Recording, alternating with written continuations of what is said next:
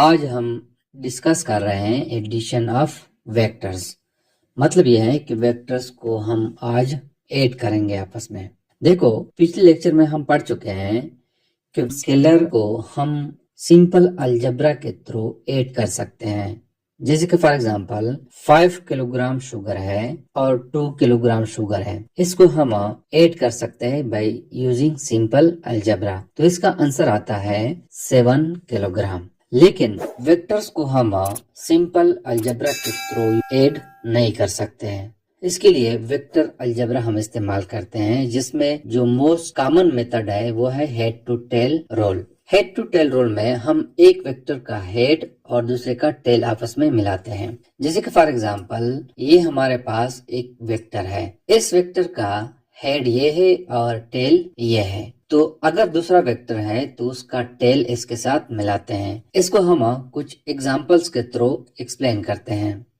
इसके लिए मैं सपोज करता हूँ कि लेट सपोज एक ऑब्जेक्ट है, उस पे दो फोर्सेस अमल करती हैं और दोनों फोर्सेस की मैग्नीट्यूड 50 न्यूटन है, लेकिन इनकी डायरेक्शन चेंज है। एक जो है हॉरिजॉन्टल के साथ 30 डिग्री का एंगल बनाता है और दूसरा 60 डिग्री का एंगल बनाता है। तो ये दोनों फोर्सेस एक ऑब्जेक्ट पे अमल करती है। अब हम इन दो फोर्सेस जो कि वेक्टर्स है, इसको हम कैसे आपस में ऐड करते हैं। तो इसका तरीका यह है कि सबसे पहले हम एक स्केल बनाते हैं। इसके लिए फॉर एग्जाम्पल 50 न्यूटन है, तो मैं सपोज करता हूँ कि 10 न्यूटन जो है ये इक्वल है 1 सेंटीमीटर के। तो 50 न्यूटन जो है it will be equal to 5 centimetre. तो इन दो फोर्सेस को मैं रिप्रेजेंट करता हूँ इन कार्टेशियन कोऑर्डिनेट सिस्टम। सबसे पहले मैं 50 न्यूटन का जो फोर्स है, जो एंगल बनाता है 30 degree with the x axis, इसको मैं कोऑर्डिनेट सिस्टम में रिप्रेजेंट करता हूँ और इसको मैं नाम देता हूँ कि ये वेक्टर ए है। ये एक्स एक्सिस के साथ 30 डिग्री का एंगल बनाता है और दूसरे वेक्टर को मैं नाम देता हूँ बी और ये एक्स एक्सिस के साथ 60 डिग्री का एंगल बनाते हैं। दोनों की मैग्नीट्यूड 5 सेंटीमीटर है। अब इन दो वेक्टर्स को हम किस तरह ऐड करते हैं, इसके लिए मैं एक तीसरा कोऑर्डिनेट सिस्टम बना लेता हूँ। इस कोऑर्डिनेट सिस्टम में सबसे पहले मैं वेक्टर ए को ड्रा करता हूँ और इस तरह ड्रा करता हूँ कि ये एक्स एक्सिस के साथ 30 डिग्री का एंगल बनाए। तो इसके लिए मैं प्रोटेक्टर का इस्तेमाल करता हूँ। जैसे कि आपको यहाँ पे नजर आ रहा है, मैंने कोऑर्डिनेट सिस्टम की जो ओरिजिन है वहाँ पे प्रोटेक्टर का ओरिजिन मिला दिया। बिल्कुल कोऑर्डिनेट सिस्टम के ओरिजिन के ऊपर मैंने प्रोटेक्टर रख दिया। एंगल को ड्रा करने के लिए सबसे पहले हमें एंगल चाहिए। तो यहाँ पे 30 डिग्री के बिल्कुल सामने हम एक क्रॉस का निशान बनाते हैं, जैसे कि आपको यहाँ पे नजर आ रहा है। फिर उसके बाद इस प्रोटेक्टर को हम हटा देते हैं। ओरिजिन और ये जो हमने निशान लगाया, इसके बिल्कुल सीध में हम एक स्केल रखते हैं और 5 सेंटीमीटर का एक वेक्टर ड्रा करते हैं। तो ये वेक्टर ए जो है एक्स एक्सिस के साथ 30 डिग्री का एंगल बनाते हैं। अब सेकंड स्टेप ये है कि इस वेक्टर ए का जो हेड है, इसके साथ हम एक फर्जी हॉरिजॉन्टल लाइन लगाते हैं ताकि हमें एक्स एक्सिस का सही पता हो। यहाँ पे हमने अब एक प्रोटेक्टर रखना है 60 डिग्री एंगल को ड्रा करने के लिए। तो यहाँ पे जो 60 डिग्री लिखा हुआ है, इसके बिल्कुल सामने हमने एक क्रॉस का निशान लगाना है।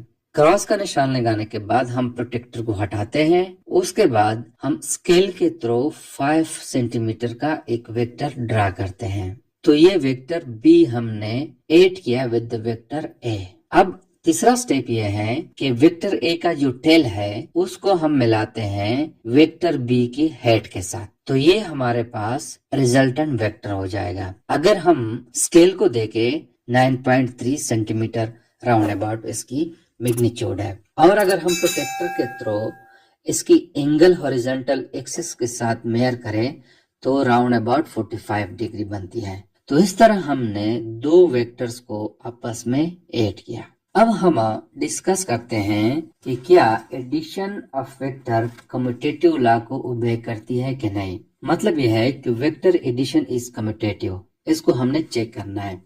तो सबसे पहले हमें पता होना चाहिए कि व्हाट इज कम्यूटेटिव लॉ।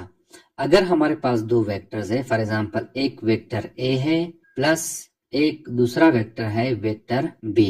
इन दोनों को हम ऐड करते हैं तो इसका जो रिजल्टेंट है वो इक्वल होता है अगर हम पहले बी वेक्टर ले ले प्लस उसके बाद ए वेक्टर ले ले, तो दोनों का जो रिजल्टेंट है वो सेम होता है। मतलब यह है, मैं जस्ट अगर स्केलर क्वांटिटी की बात करूं तो अगर ये फॉर एग्जांपल 5 है और ये 3 है, तो इस तरह भी हम लिख सकते हैं कि 3 प्लस 5 दोनों से 8 का आंसर आता है। इसी तरह अगर हम वेक्टर्स को इस तरह ऐड करें जैसे अभी मैंने ऐड किया है, सबसे पहले मैंने ड्रा की है ए वेक्टर, उसके बाद मैंने बी वेक्टर को ड्रा किया है, तो इसका रिजल्टेंट मेरे पास आया तकरीबन राउंड अबाउट 9.3 सेंटीमीटर।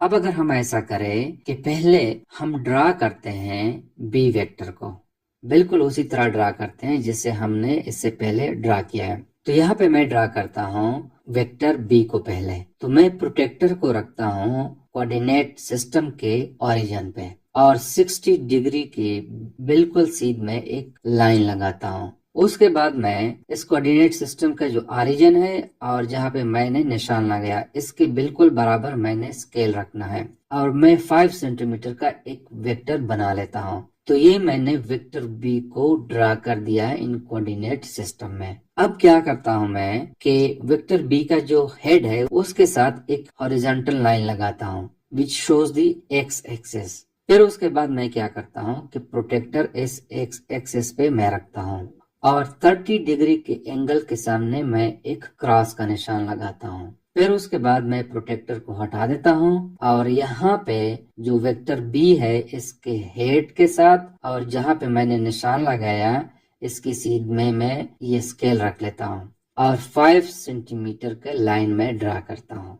तो ये मैंने वेक्टर ए को ड्रा कर दिया है। अब वेक्टर बी का जो टेल है उसको मैं मिला देता हूँ वेक्टर ए के हेड के साथ, तो मेरे पास वही 9.3 सेंटीमीटर का वेक्टर आएगा। तो इससे पहले जो मैंने केस लिया है वहाँ पे जो रिजल्ट है हमारे पास और यहाँ पे जो रिजल्ट है दोनों सेम है, तो लिहाजा in vector addition the commutative holds. इसी तरह अगर हमारे पास दो से ज्यादा वेक्टर्स है, जैसे कि आपको स्क्रीन पे नजर आ रहे हैं, ये हमारे पास 4 वेक्टर्स है। इन 4 वेक्टर्स को हम कैसे ऐड करते हैं? जैसे हमने पहले 2 वेक्टर्स को आपस में ऐड किया, इसी तरह हम हेड टू टेल रूल्स के मुताबिक 2 से ज्यादा वेक्टर्स को भी आपस में ऐड कर सकते हैं। तो इन 4 वेक्टर्स को आपस में ऐड करने के लिए वही तरीका है, पहले हम प्रोटेक्टर रखेंगे, एंगल को आइडेंटिफाई करेंगे, उसके बाद लेंथ है उसको आइडेंटिफाई करेंगे स्केल के थ्रू और फिर उसके बाद हेड टू टेल के मुताबिक वेक्टर बी उसके साथ ऐड करेंगे, फिर सी और फिर डी। तो यहाँ पे सबसे पहले मैं ड्रा करता हूँ वेक्टर ए को, इसकी मैं कोई भी लेंथ कंसीडर करता हूँ और कोई भी एंगल में कंसीडर करता हूँ, एक जनरल केस में ले लेता हूँ। तो इस वेक्टर ए के साथ मैं वेक्टर बी को अब ऐड करता हूँ by using the head to tail rule. तो वेक्टर ए का हेड हो जाएगा और वेक्टर बी का टेल हो जाएगा। फिर उसके बाद मैं इसके साथ ऐड करता हूँ वेक्टर सी, तो वेक्टर बी का हेड हो जाएगा और वेक्टर सी का टेल हो जाएगा, तो ये इसके साथ ऐड हो जाएगा। इसी तरह वेक्टर डी को मैं हेड टू टेल रूल के मुताबिक इसके साथ ऐड करता हूँ और हमारे पास एक रिजल्टेंट वेक्टर आ जाता है। ये मैंने जनरल केस लिया। अगर हमें एंगल का पता हो और मैग्नीट्यूड का पता हो तो जिस तरह मैंने पहले 2 वेक्टर्स को आपस में ऐड किए, बिल्कुल उसी तरीके से हम एंगल को और मैग्नीट्यूड को ड्रा करके वेक्टर को ड्रा कर सकते हैं। तो ये एडिशन है ऑफ मोर देन 2 वेक्टर्स। जिस तरह हमने 2 वेक्टर की केस में कहा कि एडिशन ऑफ वेक्टर जो है it obeys the commutative law, बिल्कुल इसी तरह अगर 3 वेक्टर्स है या 4 वेक्टर्स है वो भी कम्यूटेटिव लॉ को ओबे करती है। मतलब यह है कि इन 4 वेक्टर्स जो है अगर इसको हम इस तरह ऐड करें कि फॉर एग्जांपल ये उसका रिजल्टेंट है, तो वो पहले हम ड्रा करें वेक्टर बी, उसके बाद हम ड्रा करें वेक्टर डी, यहाँ पे मैं वेक्टर डी लिखता हूँ और उसके बाद मैं वेक्टर ए ड्रा करता हूँ और फिर उसके बाद सी को मैं ड्रा करता हूँ। तो इससे जो रिजल्टेंट आएगा वो इक्वल होगा अगर हम वेक्टर्स को इस तरह ऐड करें कि पहले मैं बी को ऐड करता हूँ, फिर उसके बाद ए उसके साथ मिला लेता हूँ, फिर उसके साथ सी ऐड करता हूँ, फिर उसके साथ डी ऐड करता हूँ, तो इसका रिजल्ट और इसका रिजल्ट सेम आएगा। या अगर हम तीसरा तरीका ये है कि पहले ए को ऐड करें, फिर बी, फिर सी, फिर डी। ये वेक्टर्स है, इसके ऊपर मैं वेक्टर का निशान लगा लेता हूँ सबके ऊपर। तो इन सब का रिजल्टेंट जो आएगा वो सेम ही आएगा। तो in case of more than 2 vectors को जब हम आपस में ऐड करते हैं तो तब भी कम्यूटेटिव लॉ ओबे करती है। तो it's all about the addition of vectors.